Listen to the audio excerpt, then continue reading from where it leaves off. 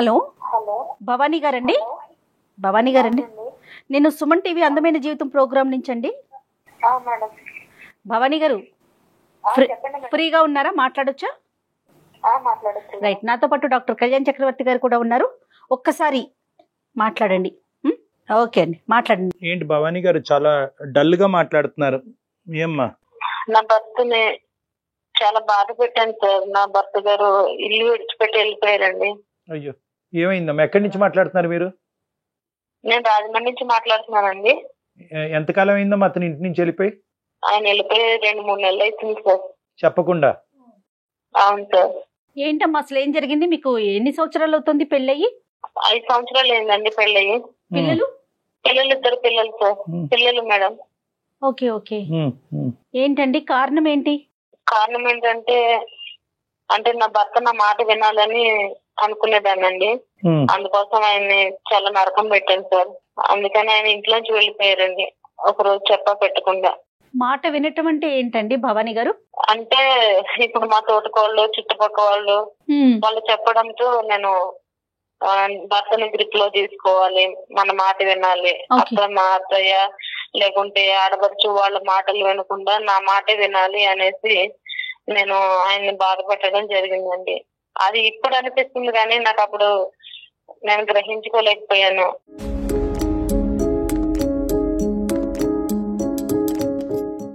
నా పిల్లల్ని చాలా బాగా ఎంతో ఏడుస్తున్నారండి. నేను కూడా ఎంతో ఏడుస్తున్నాను, ఎందుకంటే ఇల్లు విడిచిపెట్టి వెళ్ళిపోయారు కదా.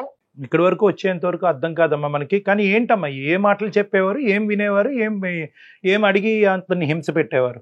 ఆయన ఉన్నప్పుడు పొద్దున్నే లేచి టీ కూడా పెట్టేదాన్ని కదండి. అంటే నా మాటే వినాలి, నాతోనే ఉండాలి, నేను చెప్పిందల్లా చెయ్యాలి అనేసి. ఇలా ఉండమని మీకు ఎవరు చెప్పారండి? నాకు మా పక్కింటి వాళ్ళు చెప్పేటోళ్ళండి, మా తోటకోళ్ళు కూడా అండి. మా తోటకోళ్ళు అండి ఆమె కనిపించకుండా అంతా చేసిందండి. నా కళ్ళకి కనిపించకుండా మొత్తం అంతా ఆమె చేసిందండి.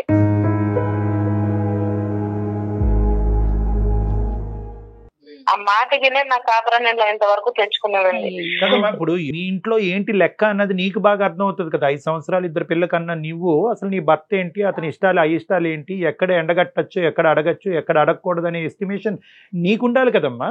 అతన్ని వేరే వాళ్ళు చెప్పేది ఏంటి? ఎంత బ్రెయిన్ వాష్ చేసినా కూడా నీ కాపురం గురించి వేరే వాళ్ళు బ్రెయిన్ వాష్ చేయటం ఏంటి?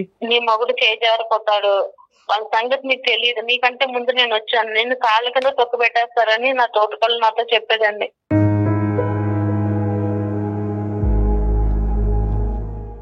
ఇలా చేస్తాను, నీ మొగుడు నీకు నీ మాట వింటాడు, లైన్ లోకి వస్తాడు అని చెప్పేసి లేడమ్మా. అంటే నా మాటే వినాలని, నా మాట నీ గ్రిప్ లో పెట్టుకో. 4-5 సంవత్సరాలు అయింది పెళ్ళయి, చూడు నా మాట ఎలా వింటున్నా. ఏంటమ్మా ఇవన్నీ? గ్రిప్ లో పెట్టాలి ఏంటి, లైన్ లో పెట్టాలి ఏంటి, పడేయటాలు ఏంటి అసలు? ఏమమ్మా, ఒక పెళ్లి అనేటటువంటి ఒక బంధం ఏర్పడిన తర్వాత గ్రిప్పులు పెట్టాలేంటి, లైన్లు పెట్టాలేంటి, లూపులు పెట్టాలేంటి? ఇవన్నీ మా బావగారు మా తోడుకోళ్ళ వెనకాలే కుక్కలాగా తిరిగేటోడండి. ఆయన చూసావా నేను చెప్పినట్టు ఎట్లా చేస్తున్నాడో. 5 ఏళ్ళు ఏంది నువ్వు ఇంతవరకు కూడా నీ మొగుడిని గ్రిప్ లో పెట్టుకోలేకపోయావు, చెప్పు చేతల్లో పెట్టుకోలేకపోయావు. ఇలా ఉంటే నేను చెప్పు కింద తొక్కు పెట్టేస్తుంది. నీ ఆడపడుచు అత్తగారు కూడా ఫస్ట్ లో నన్ను కూడా ఇంతే బాధ పెట్టారు. నేను ఇప్పుడు చూడు ఎట్లా ఉన్నాను, ఎంత హ్యాపీగా ఉన్నాను అంటే ఆమె మాటలు తినేసి నేను ఇంతవరకు చేసుకున్నానండి. కాదండి, మీ భర్త వల్ల మీరు ఎక్కడైనా ఇబ్బంది పడ్డారా వాళ్ళ మాటలు వినక ముందు? నా భర్త వల్ల ఇబ్బంది ఏం పడలేదండి. చాలా హ్యాపీగా ఉండేవాళ్ళం, చాలా సరదాగా ఉండేవాళ్ళం, నవ్వించేవాళ్ళు, బయటికి వెళ్ళేవాళ్ళం, చాలా పచ్చిగా ఉండేవాళ్ళం అండి. బాధపడతావేమో అనే భయంతో ముందుగానే గ్రౌండ్ ప్రిపేర్ చేసుకున్నారు మీరు. అది మీ దరిద్రం అవునండి. కదమ్మా, ఇప్పుడు వీళ్ళందరూ ఇలాగ నీకు ఈ విధంగా చెప్పడం వెనకాతలు ఏమన్నా దురుద్దేశం ఉందా, లేదంటే వాళ్ళు మంచి కోరే చెప్పారా నీకు? మంచి కోరినట్టే నమ్మించిందండి. నా మంచి కోసమే చెప్తున్నారని వినే కదా నేను నా కాపురాన్ని పాడు చేసుకున్నాను నేను. అంటే ఇప్పుడు 2 నెలల క్రితం అతను వెళ్ళిపోవడంతో వీళ్ళందరూ ఆనందపడుతున్నారా? వీళ్ళందరూ ఆనందపడుతున్నారు. నా తోటకోళ్ళు నాతో మాట్లాడట్లేదండి. చాలా మాట్లాడినా కూడా చాలా చులకనగా చూస్తుంది ఇప్పుడు. కదా, ఎక్కడున్నారమ్మా మీ ఆయన? ఎక్కడున్నారు? పోలీస్ కంప్లైంట్ ఏమన్నా ఇచ్చారా? ఎక్కడున్నాడు? ఎక్కడ వాళ్ళ ఇంటికి పోయాడా? ఎక్కడున్నాడు?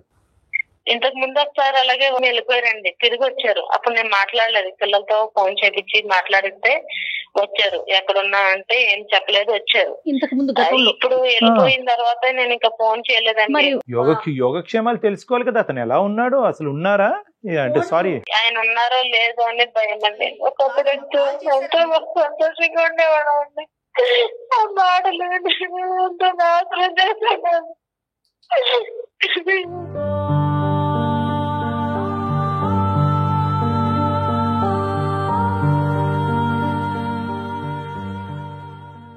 అది బతుకుంటారా, అది బతుకుంటారా, చనిపోయినా కూడా తెలియకుండా ఏం చేయాలో సాధట్లేదు అండి.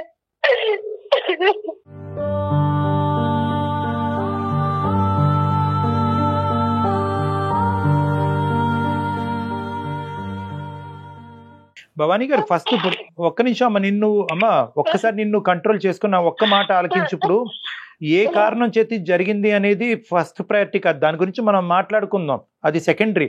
ఫస్ట్ ప్రైమరీగా ఏంటంటే అతని యోగక్షేమాల గురించి తెలుసుకోవాలి. అతను ఎక్కడున్నాడు, పోలీస్ కంప్లైంట్ పెట్టాలా, వాళ్ళకి చెప్పాలా, నువ్వు ఎటువంటి సపోర్ట్ తీసుకోవాలి, ఎవరికి ఫోన్ చేయాలి.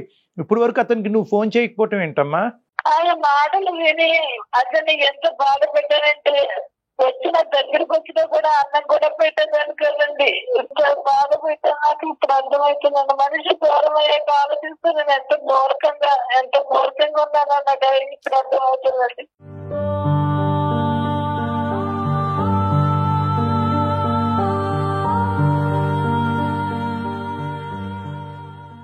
ఈ పిల్లలు పెట్టుకుని ఎట్లా బతకాలో నాకు అర్థం చేయట్లేదండి డాక్టర్ గారు. అమ్మ ఇప్పుడు ఫస్ట్ అండ్ ఫార్మోస్ట్ అతను ఎక్కడున్నారు, ఎలా ఉన్నారో దాన్ని కనుక్కోవటం అనేటటువంటిది ఇంపార్టెంట్. అది మీరు కనుక్కున్నా మాకు అతని నెంబరు, అతను వాళ్ళకి సంబంధించినటువంటి వాళ్ళ నెంబర్ ఇచ్చినా కూడా మేము కూడా మా టీం ద్వారా మేము కనుక్కునే ప్రయత్నం చేస్తాం. ఇప్పుడు అతను వెతికేటటువంటి ప్రయత్నం, అతను వేరే అబౌట్స్ ఏమైనా తెలిసినాయా, దానికి మా సహకారం ఏమైనా కావాలా అని అడుగుతున్నానమ్మా. అవునండి డాక్టర్ గారు, ఆయన ఎక్కడున్నారో తెలియలేదండి. ఫోన్ నెంబర్ ఏమవుతుందండి, కాల్ చేస్తే ఏమొస్తుంది ఆన్సరు? కాల్ చేస్తే నాకు రెస్పాన్సిబుల్ వస్తుందండి. ఓకే, మరి పోలీస్ కంప్లైంట్ ఇవ్వాలి కదమ్మా. అతను క్షేమంగా ఉన్నారా అమ్మా? ఇచ్చామండి, ఇచ్చానండి. అయినా సరే ఏమేమి నాకు ఆచూకీ తెలియలేదు. వాళ్ళ పేరెంట్స్ కి తెలిసిందా, వాళ్ళ కుటుంబ సభ్యులకు తెలిసిందా ఈ విషయం? తెలిసిందండి. అందరూ నన్నే తిట్టుకొస్తున్నారండి, ఎందుకంటే అతను అంటే ఇంకా ఏమి న్యూస్ లేదమ్మా ఎటువైపు నుంచి కూడా? లేదండి, ఏం ఆచూకీ లేదనే కదండి నేను మెయిల్ చేసింది మీకు. మేము మా సోర్సెస్ ద్వారా కూడా మేము కనుక్కునే ప్రయత్నం ట్రై చేస్తామండి మా టీం ద్వారా.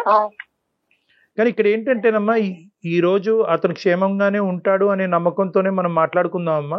ఓకే, ఎందుకంటే బహుశా అతను ఎన్ని విధాలుగా శతవిధాలుగా నీకు ఏ విధంగా చెప్పాలి అని అనుకున్నా కూడా ఆ మెసేజ్ నీకు రీచ్ అవ్వకపోవటం వల్ల, ఇంట్లో భర్త మాట్లాడేటటువంటి మాట కాకుండా వేరే వాళ్ళు చెప్పే మాటలు నమ్ముతుంది నా భార్య అనేది మీకు అర్థం చేసేటటువంటి విధంగా చెప్పుకోలేక అతను పదే చేశాడు. అతను ఫస్ట్ టైం అతను ఇంట్లోంచి బయటకు వెళ్ళినప్పుడు, వారం రోజుల పాటు వెళ్ళినప్పుడే మీరు అతని మనసులో ఉన్న భావాన్ని అర్థం చేసుకుని, నేను చెప్పుడు మాటలు విని ఇంట్లో మనిషిని అగౌరవపరుస్తున్నాను, అతను హింస పెడుతున్నాను అన్నది మీరు రియలైజ్ అయ్యి ఉంటే కనుక ఈ రోజు ఇంత అనర్థం జరిగి ఉండేది కాదు.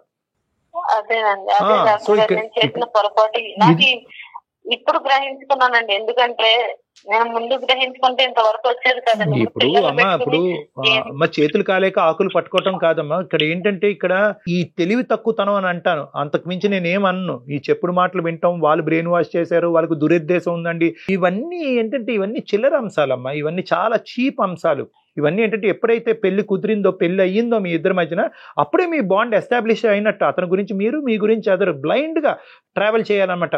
ఇంకా అక్కడ చెప్పుడు మాటలు, గ్రిప్లో పెట్టుకోవటాలు, ఏవేవో ఇవన్నీ మనం చాలా వింటూ ఉంటాం. ఇది కలపండి, అది కలపండి, అది నెత్తుకు రాయండి, ఇచ్చేయండి, ఇలాంటివి ఏవేవో చేస్తూ ఉంటారు. ఇవన్నీ కూడా అమాయకమైనటువంటి చర్యలు, పనికిరాని చర్యలు, బంధాన్ని ఇంకా బలహీనపరిచేటటువంటి చర్యలు ఇవన్నీ. సో ఇప్పటికైనా కూడా నువ్వు అర్థం చేసుకోవాల్సింది ఏంటంటే, ఈరోజు నీ కళ్ళ ద్వారా, నీ మనసు ద్వారా నీ బంధాన్ని నువ్వు చూడాలి, నీ భర్తను నువ్వు చూసుకోవాలి. అతను నీ కళ్ళకి ఏదైతే కనిపిస్తున్నాడో అదే నిజం.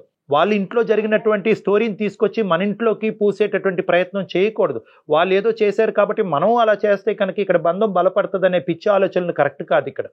సో ఇక్కడ నీ గురించే చెప్పట్లేదు, ఇది ఇలాంటి సంఘటనలు జరగకముందే అటువైపు ఇంకెవరైనా కూడా మన వాళ్ళు ఈ కార్యక్రమం చూస్తుంటే కనుక వాళ్ళందరికీ కూడా, అటువంటి ఆడవాళ్ళందరికీ కూడా, అటువంటి మగవాళ్ళందరికీ కూడా మనం చెప్పే మెసేజ్ ఏంటంటే మీ కళ్ళ ద్వారా ఈ బంధాన్ని ఎలా అయితే చూస్తున్నారో, మీ కళ్ళ ద్వారా మీ పార్ట్నర్ని, మీ మనసు ద్వారా మీ పార్ట్నర్ని ఏదైతే చూస్తున్నారో ఆ అసెస్మెంటే కరెక్ట్. ఎవరైతే బయట నుంచి వచ్చి మా జీవితంలో ఇలా జరిగింది, అప్పుడు మేము ఈ చర్య తీసుకోవటం వల్ల మేము జాగ్రత్త పడ్డాం, లేదంటే ఇన్వాల్వ్ అవటం అనేది కరెక్ట్ కాదు కదా. ఇన్వాల్వ్ అవ్వటం కరెక్ట్ కాదు. అదొకటిని, మేము ఈ చర్య తీసుకోకపోవటం వల్ల మా జీవితంలో ఈ అనర్థం జరిగింది కాబట్టి నువ్వు తొందరగా ఈ చర్య తీసుకో అంటే కనుక వాళ్ళు మంచి ఉద్దేశంతో చెప్పినా దురుద్దేశంతో చెప్పినా అక్కడ ఫిల్టర్ మెకానిజం అనేటటువంటిది, అక్కడ వారధి అనేటటువంటిది మీ ఆలోచన శైలి.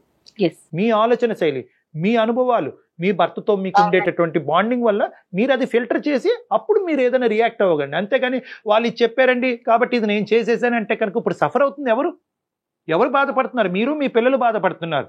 వాళ్ళకేంటి చులకనగా చూస్తుందంటే మాట్లాడడానికి కూడా ఆవిడ అనవసరం అమ్మా. ఆవిడ చులకం చేస్తే ఏంటంటే అమ్మా మొత్తం అంతా నాశనం చేసింది మీ జీవితాన్ని నాశనం చేసింది ఆ మహాతల్లి. ఇప్పుడు ఆవిడ అంటానికి కూడా లేదు.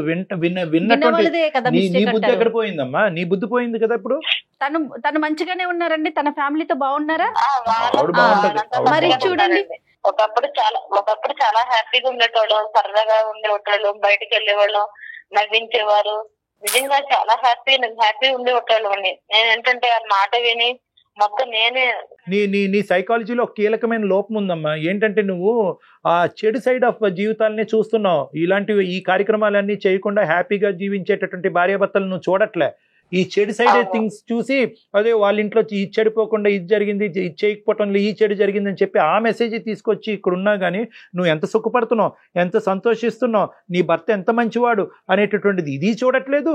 ఇవన్నీ ఈ మంత్రాలు, తంత్రాలు, ఈ మాయలు, ఈ మసిపూసేటటువంటి కార్యక్రమాలు లేకుండా ఎంతమంది భార్యాభర్తలు హ్యాపీగా బతుకుతున్నారని ఆ సైడ్ ఆఫ్ ద థింగ్ కూడా నువ్వు చూడట్లేదు. సో నీ సైకాలజీలో ఏంటంటే నువ్వు చూసే విధానంలో మార్పు రావాలి.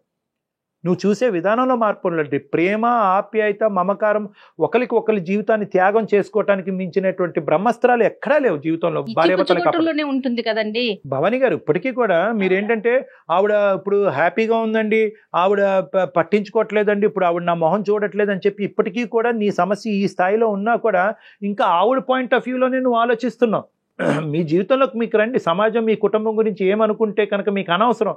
సమాజంలో ఎవరు భార్యలు, ఏ భర్తలు ఏ విధంగా వాళ్ళు కుటుంబాన్ని కాపాడుకుంటున్నారు, చెడగొట్టుకుంటున్నారు అన్నది మీకు అనవసరం.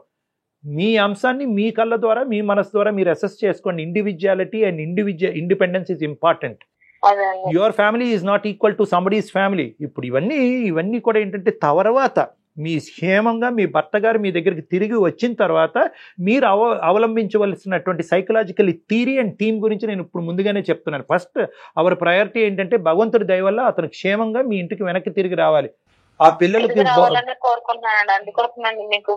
మేము అదే కోరుకుంటున్నాం అమ్మా. తప్పకుండా పిల్లలు ఉన్నారండి, వెనకాల పిల్లల్ని కూడా ఆలోచించకుండా మాటల ద్వారానే నేను ఎంతో బాధ పెట్టానండి. అసలు నా ప్రవర్తన కూడా సరే ఇప్పటికైనా మీకు కనువిప్పు కలిగింది. ఆయన విడిచిపెట్టి వెళ్ళిపోయారండి. ఒక మనిషి వెళ్ళిపోయాడంటే అసలు ఎంత బాధపడి ఉంటాడండి. Yes, that is the point. మీరు అతను వెళ్ళిపోయారు అనే బాధ కంటే అతని పిల్లల్ని, మిమ్మల్ని, కుటుంబాన్ని, ఊరిని అన్ని వదిలి అతను అంత దూరం ప్రయాణం చేశాడంటే కనుక అతను ఎంత మనస్తాపం చెంది ఉంటాడమ్మా. ఈ రోజు అతను ఇంకో తప్పుడు నిర్ణయం తీసుకోకుండా ఉన్నాడు అనేటటువంటిదే మనం భగవంతుడికి ప్రార్థించాలి ఇక్కడ. సో ఇక్కడ ధైర్యంగా ఉండండి, తప్పకుండా ఆయన తిరిగి వస్తారు. మీ ప్రయత్నం మీరు చేయండి, సిన్సియర్ గా చేయండి ఆయన రావడానికి. ఇటు సుమన్ టీవీ తరపున మా ప్రయత్నం కూడా మేము చేస్తాం. అలాగే. థ్యాంక్ యూ భవానీ గారు. ఆల్ ద బెస్ట్ అమ్మా. నమస్తే అమ్మా.